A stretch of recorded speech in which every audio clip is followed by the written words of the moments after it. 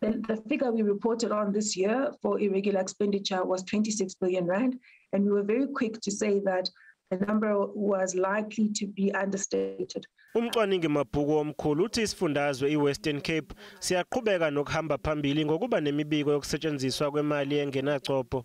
In the Western Cape, this province has maintained its record as holding the highest number of clean audits across its municipalities. They benefit from a very strong leadership tone. They also benefit from strong support from the provincial government. Uthi imali ebibekelwe umsebenzi wokunqanda iCovid-19 ibisetshenziselwa ezinye izinto komasipala abaningi. So out of the 4 billion rand of equitable share, which was supposed to have been spent on the COVID-19 response and to maintaining services in the context of diminishing revenues, what municipalities shared with us was that they spent monies on operational expenditure. They spent monies paying for bulk purchases, water, boards and ESCOM. They spent monies on salaries and in some instances on other things. So what we find here is that it's a story about financial health of municipalities.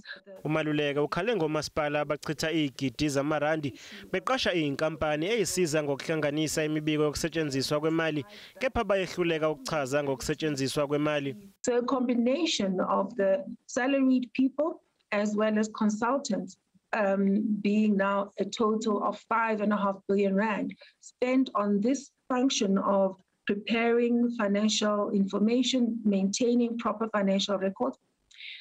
Despite that significant investment, we still found that the ability to generate credible financial information was quite lacking. Odabeni lokuthengwa kwempahla yokuyivikela ku-COVID-19, uMaluleke uthe impahla yokuyivikela ibithengwa ngentengo ephezulu kunaleyo efanele futhi ingahlinzekwa ngesikhathi esifanele. Because of poor procurement processes, wrong suppliers were chosen. There were red flags identified in terms of potential fraud, which needed to be followed up by those municipalities. Uthe kuyaqhubeka nokuholela kwezisebenzi ezingekho komasipala abathile.